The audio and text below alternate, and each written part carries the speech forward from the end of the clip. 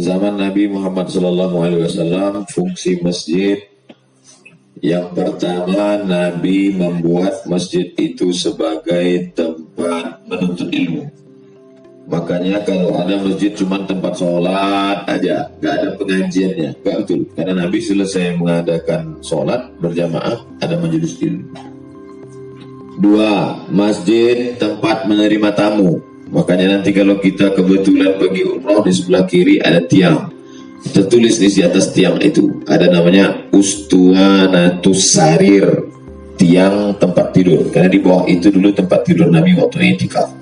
Ada di atas itu sebelah kiri ngarah kiblat Ustuanatul Wufud, tiang tamu. Karena di bawah tiang itu dulu Nabi duduk menerima tamu. Bahkan datang tamu dari Najran, Yaman, disambut Nabi di dalam masjid Nabawi. Artinya apa? Masjid mesti punya convention hall. Masjid masjid yang canggih. Tiga, masjid dulu ketika terjadi peperangan Uhud, yang sakit-sakit dibawa diobati. Maka masjid mestinya punya pelataran, ada klinik gigi, ada klinik kulit, ada klinik bersalin. Sehingga yang datang sakit zahir, mentalnya kacau, sakit gigi, mendengarkan ayat Quran, mendengarkan, maka batinnya sembuh, syukur-syukur dia taubat. Suara dari pengajian masuk ke ruang-ruang itu sehingga mendengar. Ada convention hall, tempat penyewaan untuk menikah, sehingga orang menutup aurat. Terdengar suara azan, stop. Jadi masjid mesti begitu. Yang keempat, Nabi SAW membuka Masjid Nabawi. Ma baina baiti wa mimbari, antara rumahku dan mimbarku 22 meter panjangnya. Raudhatun min riyadil jannah, taman surga. Ini rumah Nabi, ini mimbar Nabi 22 meter. Jalan terus kemari ketemu pintu Babus Salam. Sekarang di Babus Salam itulah pasar kota Madinah. Itu makanya azan zaman Nabi satu. Setelah Nabi meninggal, kalau azannya cuma sekali, orang sibuk dagang, kosong sholat Jumat. Dibuat azan 2 kali. Azan pertama manggil, hayya 'alas shalah, karena dekat jarak antara masjid dengan pasar.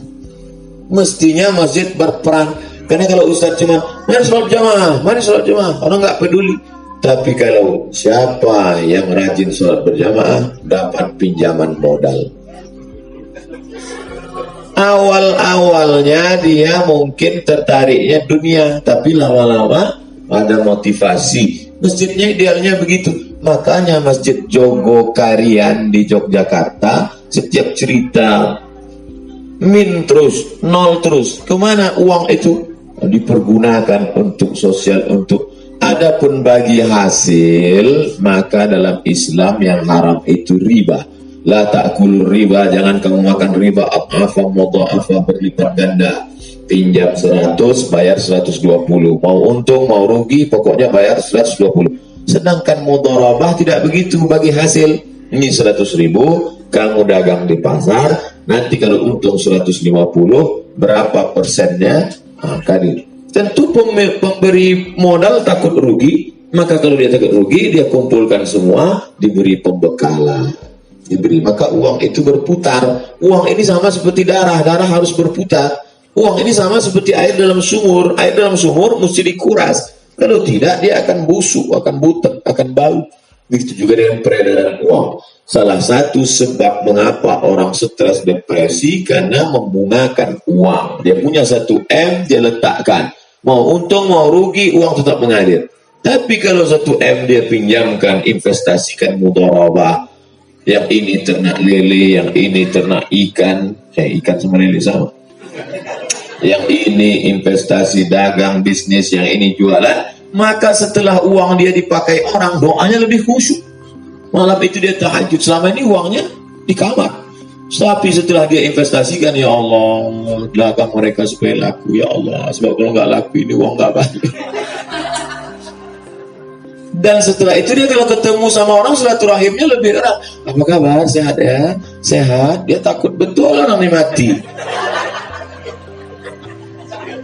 Jadi dalam Islam mudharabah itu membangkitkan adrenalin sehingga orang lebih semangat hidup.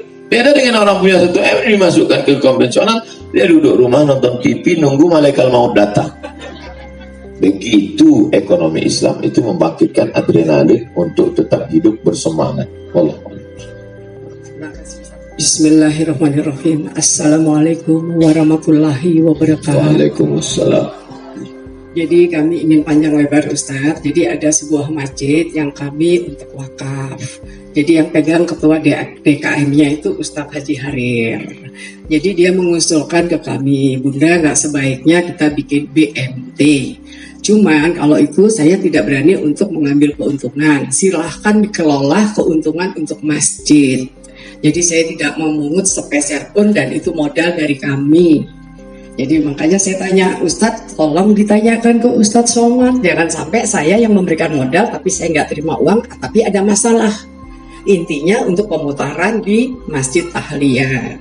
Jadi itu intinya, Ustadz jangan nanti pikir, wah ini punyanya Bulia, pasti uangnya lari ke Bulia. Lillahi ta'ala kami serahkan kepada DKM dan modal itu untuk selamanya pedagang pasar. Karena ada namanya lintah darat itu masuk ke pasar kami. Jadi untungnya 10% Ustadz. Pinjam 1 juta, nanti 1.100.000. Nah jadi saya punya inisiatif yang saya kasih modal, tapi jangan terlalu banyak ngambil bunganya. Karena itu untuk pemasukan masjid juga, bukan untuk diri saya. Saya kira itu aja Ustadz. Wabillahi taufik wal hidayah. Waalaikumsalam warahmatullahi wabarakatuh. Berarti adanya BMT boleh ya Ustadz ya? Kami dulu di Pekanbaru ada program BMT dikaitkan dengan jamaah masjid. Tapi jangan katakan uang modal itu uang masjid. Karena kalau uang modal itu uang masjid, itu berarti milik umat. Uang umat tidak boleh kita investasikan karena pemiliknya orang banyak. Maka uang modal ini tetap punya ibu sebagai pengelola, nanti hasilnya diserahkan ke masjid. Baru para pemakai modal ini, peminjam ini dikumpulkan, diberi tausiah. Mereka ada ikatan dengan masjid. Mereka ada ikatan karena dia bukan cuma ikatan batin agama, tapi ikatan emosional karena ada ekonomi di dalamnya. Jangan lupa, dakwah kawan-kawan kita sebelah melalui 2 sisi. Pertama ekonomi, kedua kesehatan.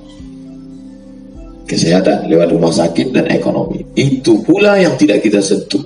Ustadz setiap ceramah neraka.